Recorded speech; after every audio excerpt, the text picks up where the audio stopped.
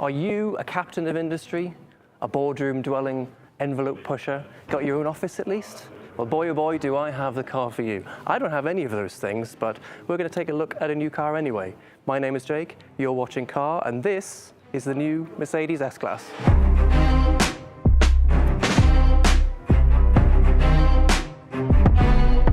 Well, all right, I say new. This is actually a heavy facelift of the car that we saw in 2020, but it introduces a new design, a load of new interior technology, and some new materials as well.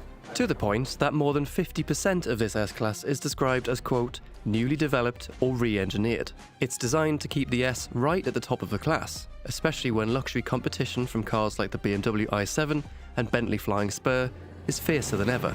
Now let's start with that redesigned look. I was actually expecting the new S-Class to get that iconic grille that launched with the GLC, but not here. Still though, they have tweaked a few things. There's lots of little three-pointed stars in the grille. It's 20% larger. There's ambient lighting around the edging, and there's a backlit three-pointed star. In fact, Mercedes has gone slightly mad with that three-pointed star motif. As well as it being on the new grille, you can see it in both the headlights and the rear lights, just like the latest E-Class. New design details like fresh 20-spoke alloys also launch here. Is it all a bit chintzy? Probably, but Mercedes says it's all about presence, with the new look adding a little bit of extra bling. But in reality, most people who drive or are driven in an S-Class don't really care about what it looks like on the outside. You're too busy asserting your corporate dominance, going from your top floor office to the country club, closing that critical deal, or discussing your latest hostile takeover. Just like the morals of all of your favourite childhood fairy tales, it's what's inside the S-Class that really counts. The biggest difference with the new Mercedes S-Class is the arrival of the MBUX Super Screen. It's basically a glass panel that incorporates a central display and a passenger display and has like a rise-up panel here for the instruments. It's kind of similar to what we've seen in the E-Class. There was also the Hyper Screen that debuted in the EQS a few years back, and essentially it launches a new version of the MBUX platform, so you've got way more apps and bits and pieces and way more customization options. Mercedes has also added in things like a quick menu for certain functions that get used regularly. Personally, I'm not a huge fan of these displays. Because of the fact that it's three different displays in one, it looks a little bit strange, and it basically means that the screen is very liable to a lot of fingerprints, which is going to be a nightmare for your valet to clean. Mercedes has also introduced an expanded range of materials inside, like open-pore wood veneers. So while the Super Screen will still be riddled with fingerprint smudges, the center console at least can now be had in something that isn't gloss black plastic. Hurrah!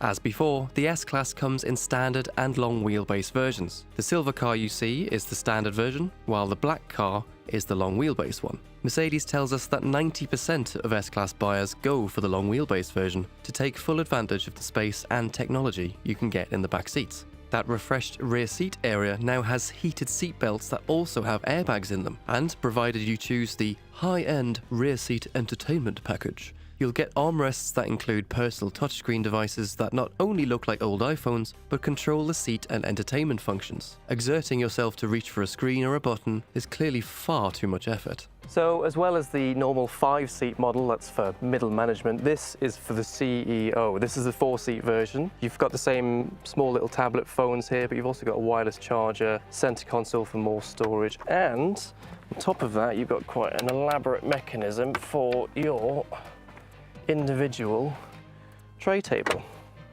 just like a private jet. Although Mercedes says it's a little bit more like a boardroom back here. You can get the car to dictate notes or organize your calendar while you're on the move, threatening the livelihood of that faithful personal assistant of yours. But Mercedes then goes another step further. So as part of the rear seat entertainment package are these new 13-inch screens, as well as the usual phone and entertainment apps and so on. Mercedes has also introduced things like the Teams app, so you can have meetings on the go. I think that's my idea of hell, but there really are people that busy on this planet, so. Naturally, there are plenty of powertrain and customization options here.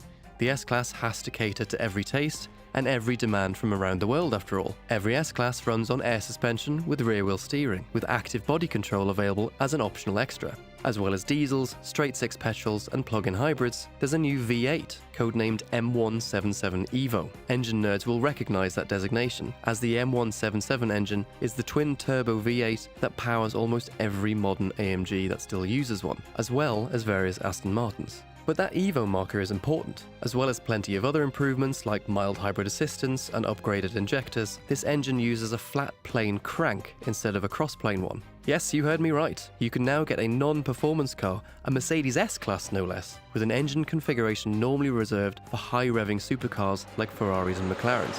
Mercedes says it's been developed because flat plane crank engines improve both responsiveness and reduce emissions, as well as reducing vibrations, perfect for a luxury limo. It'll also be the basis for the next AMG S63 version, due later in 2026. And that is, of course, before you get to the Manufaktur program that Mercedes provides. That's basically their customization system. There are more than 150 exterior colors available and 400 interior colors, and you can even get all sorts of stitching and badging and materials elsewhere, to the point where you can even have things like customizable headrests or door sills, so you can make it as tacky and as tasteless as you like.